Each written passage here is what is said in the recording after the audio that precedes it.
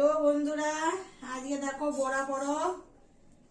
তা আমি কত চাল গুঁড়ি এই যে ছ্যাক করতে হয়, কেউ খায় না, তাই একটি করতে হয় বলে আমি একটি করছি।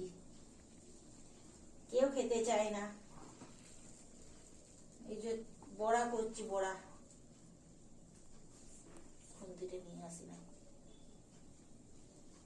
বড়াটা তোর মাঝে মাঝে বড়া করতে হয়, সংক্রান্তিতে আজকে বড়া করতে হয় আমাদের।